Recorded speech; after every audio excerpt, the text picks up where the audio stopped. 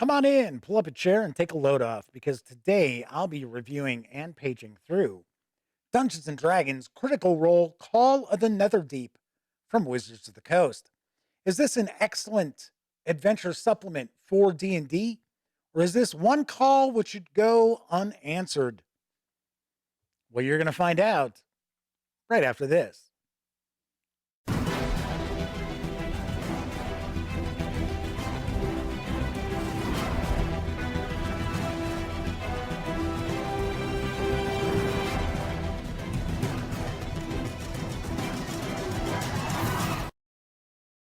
Howdy, howdy, howdy, gang. Welcome once again to the Duct Tape Studios. I'm Jeff McAleer, your host here at the Gaming Gang channel. As mentioned in the open, I'm going to be reviewing Call of the Netherdeep. But first, I do want to mention I find that a lot of 5th edition Dungeons and Dragons reviews are very polarizing for people. It doesn't matter if the reviewer likes something or dislikes something, people get worked up. So I do want to remind you that a review is simply an opinion, one person's opinion. Of course, my opinion is colored by decades of running role playing games and reading literally hundreds upon hundreds of RPG systems, supplements, and adventures. But it's still just an opinion. And today I'm sharing my opinion on Dungeons and Dragons Critical Role Call of the Netherdeep from Wizards of the Coast. Project leads on this book are Chris Perkins, Matt Mercer, and James J. Hayek, with additional writing provided by Mackenzie Diarmas, Latia Jacques, Cassandra Cow, and Sadie Lowry. And I guarantee I have mispronounced at least half those people's names. I apologize. This 274-page hardcover arrives in stores tomorrow. It does carry an MSRP of $49.95. Swing on over to the other camera because here I've got Call of the Netherdeep. So a few things real quick before we dive in. First off, fine folks over at Wizards of the Coast were kind enough to provide me with this review copy, but neither I nor anyone else affiliated with the Gaming Gang has received any other sort of compensation for me to share my thoughts about this book with you. And believe it or not, these days it's important that you know that. Also, this is an adventure supplement. And as much as I'm going to stay away from spoilers, here there be spoilers. There's no way to avoid some spoilers and review this. So if you are a player hoping that your dungeon master is going to run Call of the Netherdeep, then I would certainly recommend that you tune out now because you don't want the surprises ruined. Like I said, I'm staying away from spoilers, but there's going to be spoilers. Also, there's over 1,300 other videos on the Gaming Gang channel. Why not take a peek at one of those? All right, hopefully it's just Dungeon Masters and myself. I'm sure it's not the case, but I'm hoping. I'm also going to say picture in picture up here. So that means I'm going to cut off the upper left portion of the book as we take a peek through. We're not going to look at each and every page. I did a live first look and page through on the Gaming Gang Dispatch. We didn't look at each and every page there either. But if you want to get a better feel for some more of the things that are in this book, you might want to take a peek at that video as well. And of course, I will leave a link in the show notes for that video also. Lastly, I don't watch Critical Role. I've never seen an episode of Critical Role. Of course, obviously, I'm familiar with Critical Role. Just haven't watched it, and I've got nothing against it. It's just I don't have time to watch, and I don't watch actual play videos. So I'm sure there are going to be people out there wondering, well, geez, Jeff, how are you supposed to be reviewing a Critical Role adventure book if you don't watch Critical Role? And to that, I answer, you shouldn't need to have any experience with Critical Role in order to either A, run this adventure, or B, enjoy this adventure. Thankfully, that happens to be the case. So let's dive on in. One of the first things I want to do here is take a peek at our illustrators because there are a bunch of artists who worked on Call of the Netherdeep want to give them a bit of a shout out. If I read all their names, I'm going to mispronounce at least half of them, but I do want to give them credit. So as we jump on in, we open up the book, we get some short little passages about the various different areas that the player characters are going to find themselves throughout this adventure. This takes place on the world of Exandria, which the Guide to Wildmount also tackles. That's a book that came out previously. It's a source book for the world of Exandria, and it includes 4 adventures. And one of the reasons why I mention this is that this adventure is for levels 3 to 12. So if you are a dungeon master who's planning on running this with new characters, you've got a couple of obvious options. First off, if you own Guide to Wildmount and you did not already run that first level adventure that's recommended in this book, then by all means, run that and segue into Call of the Netherdeep. If you either don't have that book or maybe you already ran that adventure, then you can obviously start off by having your characters roll up 3rd level characters and start from there. So there's a relatively detailed backstory to what's going on, what the catalyst of this adventure is, and just a real high level, real quick synopsis is that the 2 battling pantheons of gods, we've got the good gods, which are prime gods. We got the bad, evil gods, which are the betrayer gods. Of course, they had different heroes fighting on their sides, and one of the prime gods' heroes, who actually achieves beyond demigod status, is battling one of the big betrayer gods and wins, but thinks they lost. And in the process, finds themselves on this kind of like demi plane of existence. It's not its own plane and it's not on the material plane. And he's trapped and he's in despair because he thinks he lost this great battle with this betrayer god. And that despair and hurt and other negative energy actually is affecting a surrounding area. So it's pretty interesting. There's also this, like, I want to say it's almost like an ore. It's rudium, and it's right here. It's a byproduct of this demigod's magic, and it's actually a corrupting sort of chaotic energy, but it has magical properties as well. And I find the backstory is pretty interesting. And of course, yes, it's usual, battling gods, right? We've got the good and evil, we've got law and chaos kind of thing, like Michael Moorcock's Eternal Champion. So that's not exactly fresh and new, but it's pretty interesting. So I do want to mention a couple of things I'm not so keen on in this adventure. First off, this is being presented as possessing some additional rules for undersea adventuring. And this was something that we saw in the Strixhaven book, where it was, one of the selling points was there's a new race that the players can play as. And all it was really like 5 paragraphs of information.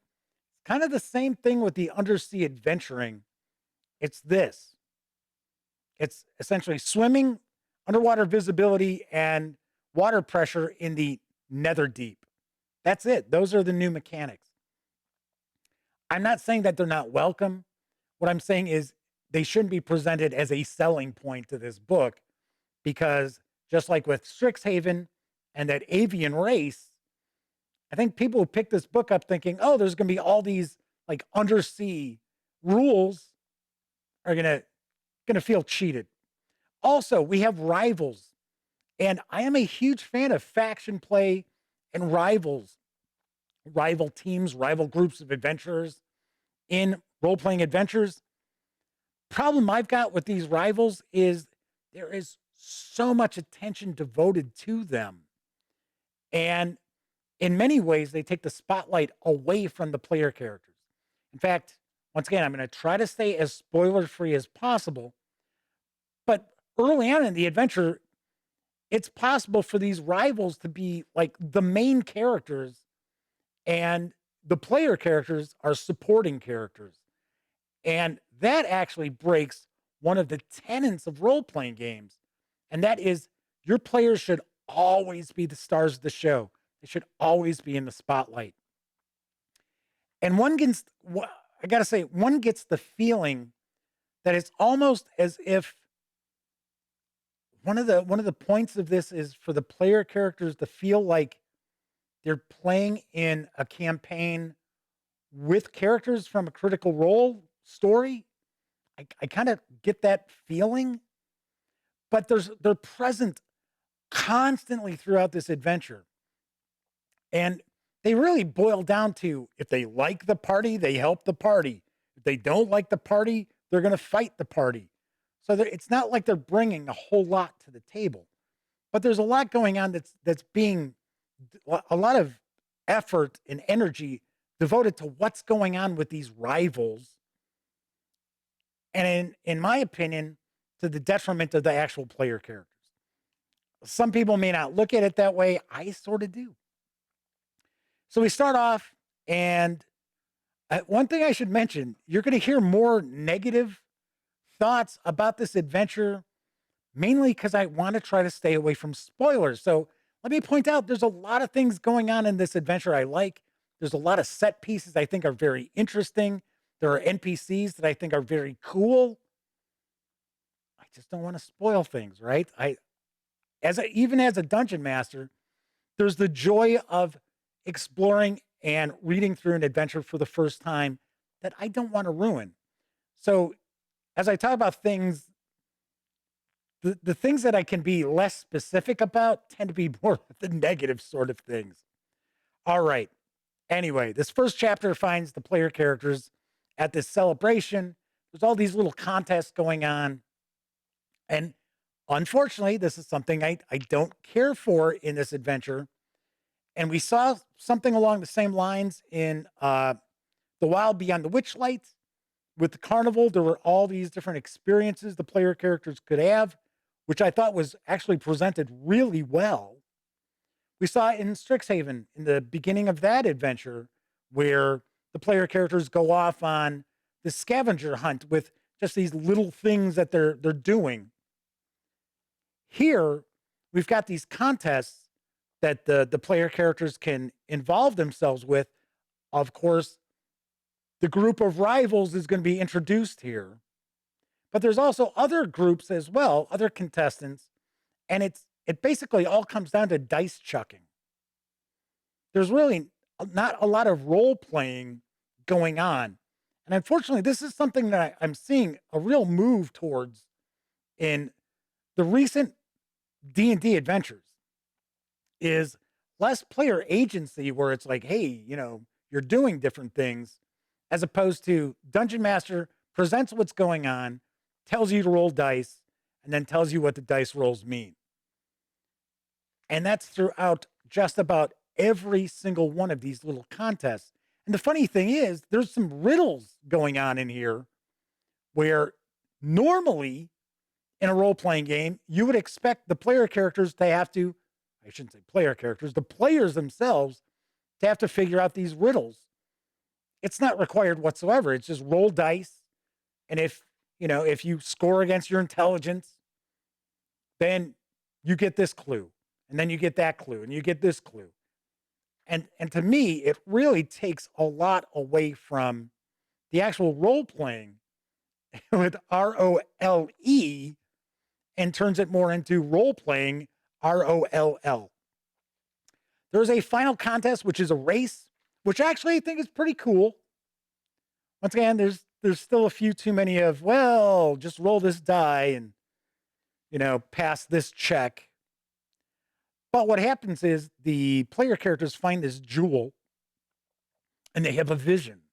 And they have a vision of this demigod. well, actually, he's more close to a god than a demigod who is trapped, and which leads the player characters to want to learn more about this jewel and about this demigod, this hero.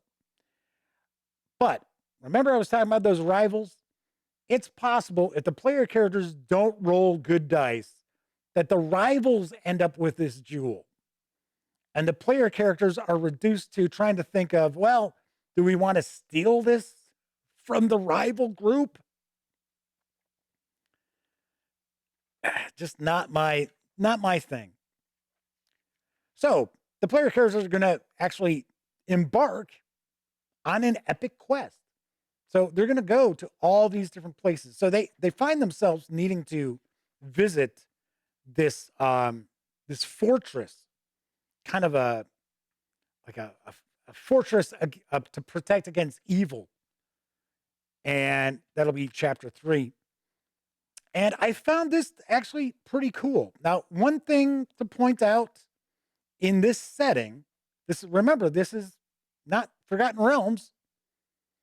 In this setting, you have drow that live above ground who are mainly good.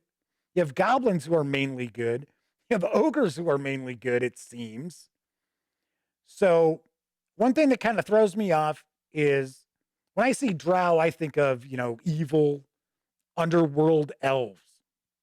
And I know it's not supposed to be like that now. It's supposed to be, predominantly lawful evil, predominantly chaotic evil. But here it seems like it's like completely turned on its head.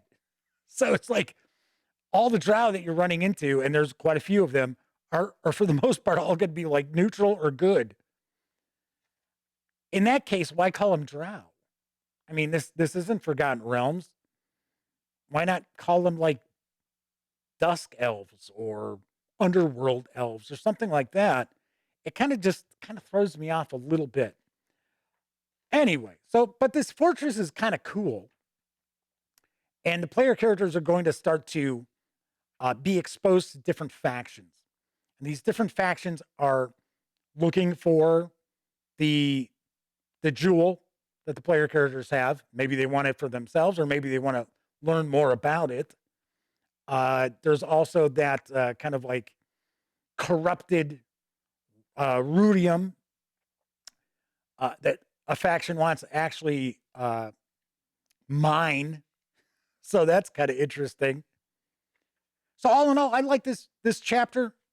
One thing that you will find is that all the maps are pretty cool looking. They're full color. I definitely dig that. But they're also rather small. There aren't a lot of locations on these maps. There are some exceptions, but for the most part, they're not huge, like 40 location maps. All right, so next, the player characters are going to have another vision. The jewel awakens. Hopefully, the jewel belongs to the player characters, not the rivals. So now the player characters are informed, essentially, of this sunken city, which actually exists under another city. So Ankh is the big city that the player characters are going to spend a good amount of time in. This is going to be kind of a base of operations for a while. This is where they're going to go back to heal up and things like that. Get more gear if they need it. So they're going to find themselves in Ankh, and we get a gazetteer about it. This is where we really get into the 3 different factions that are all competing against each other. As I mentioned before, I really dig factions and faction play. And it is possible for the player characters to kind of work the factions against each other, not as much as we see a lot of times in other kind of adventures, but there's a way for the player characters to be involved in all of the factions a little bit, as opposed to just picking one and sticking with that. And then there's more exposure to that corrupted essence. So what'll happen here is, did I just go to the next chapter? There's quite a bit going on in Ankhel. So now they go to the drowned city. So this is the city that the big battle between the demigod and the betrayer god took place. And now it's underwater. That's why we've got those underwater rules. And of course, there's rules in the player's handbook about underwater adventuring as well. And we do have some underwater adventuring magic items also. So we go to the drowned city. I like this map. I think that map looks really cool. And this is where the player characters are going to learn more about the Netherdeep. But the corruption is bleeding into this city, and this is where the rudium would be mined by the one faction. So then we move on to the Netherdeep. So there's a rift that will take the player characters and the rivals to the Netherdeep. So up until this point, the player characters have been on this plane of existence. Now this is not on the plane of existence. This is all new. Like I said, a demi plane. It's not its own plane, but it doesn't exist in their reality either.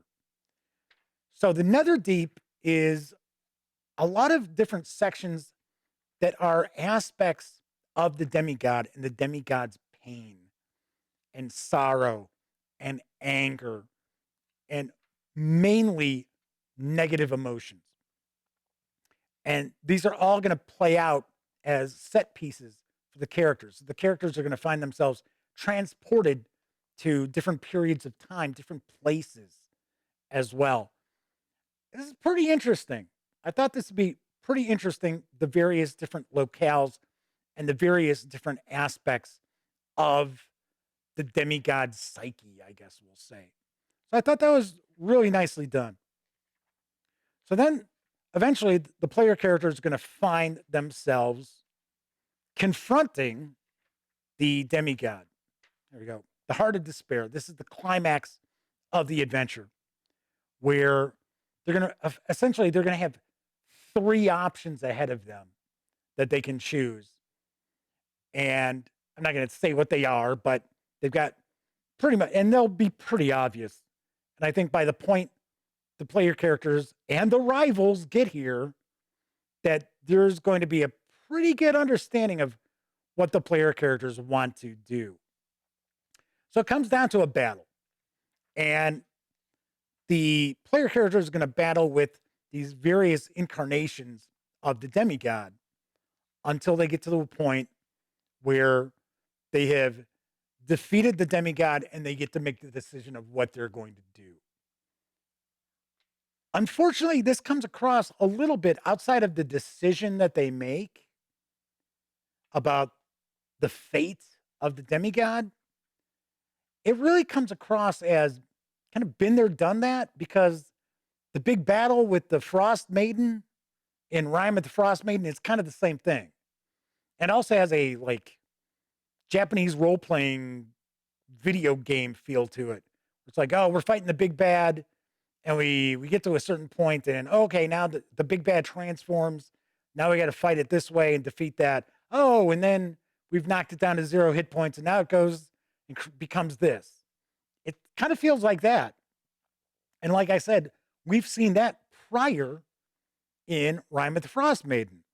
So, as I pointed out previously, there's some parts of this adventure that have that kind of been there, done that feel to it that I'm not overly keen on. So then we get the point where hopefully the player characters and the rivals have defeated the demigod and they get to make the decision of the demigod's fate. And then based on what they decide, of course, you're going to have an aftermath of that as well. Hopefully the player characters make the right decision. But it is possible that player characters can go through this entire adventure, get to the end, defeat the demigod, and make the wrong choice and unleash destruction and sorrow upon the world. It is a possibility. So, and we pretty much get, what happens, a little epilogue at the end. And that is the adventure itself. The adventure clocks in at around 175 pages or so. So we get a bit of a bestiary. Here we get the NPCs. These are the rivals. And as I mentioned before, there is a lot of time and energy devoted to these rivals. So we actually get 3 tiers of them. So they've changed as the adventure progresses, as the player characters are leveling up, so are they. We've got a variety of different creatures here. There's one that I think I like quite a bit, the horizon-back tortoise. So it's this gargantuan tortoise. And in the adventure, there's a family of goblins that lives on its back. I thought that was kind of neat. All in all, there's some cool stuff in the bestiary. We've got some magic items as well. We'll get to that.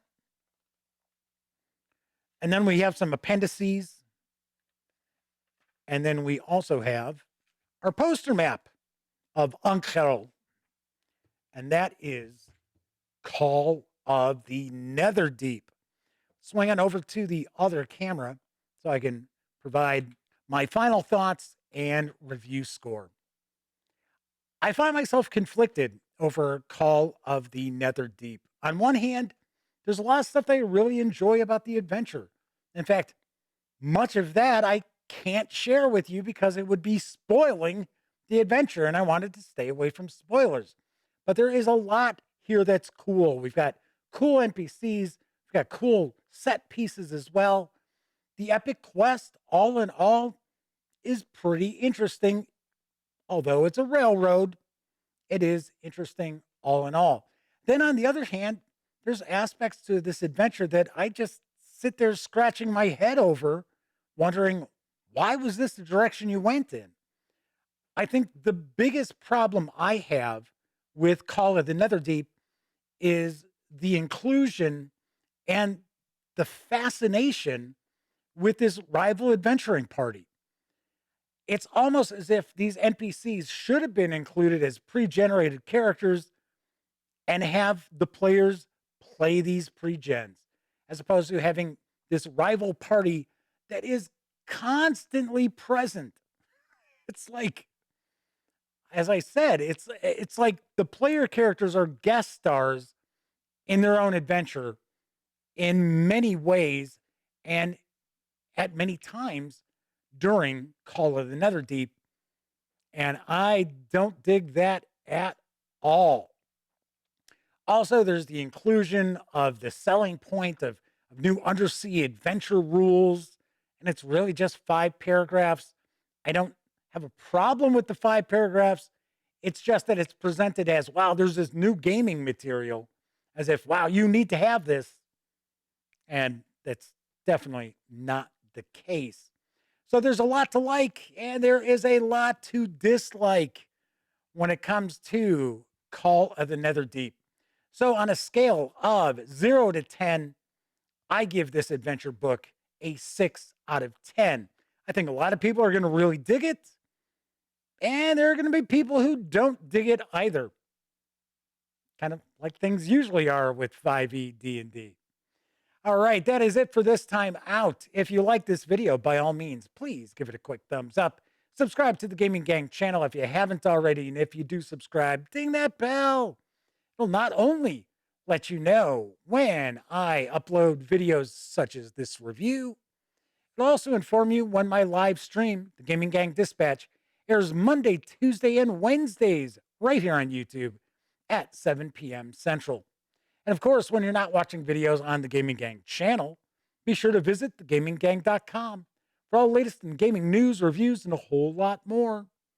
You know the drill. Get your geek on at thegaminggang.com.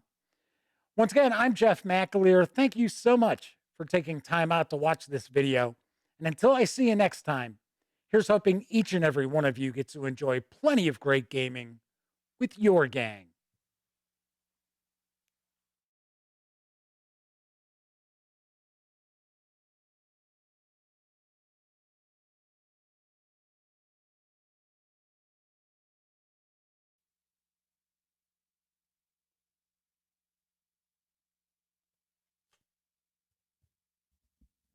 Oh, hey, you're still here. Well, if that's the case, by all means, subscribe to the Gaming Gang channel by clicking right here. Check out the latest episode of the Gaming Gang Dispatch, or find out what YouTube recommends you check out from the channel. And of course, once again, I'm Jeff McAleer. Thanks for watching.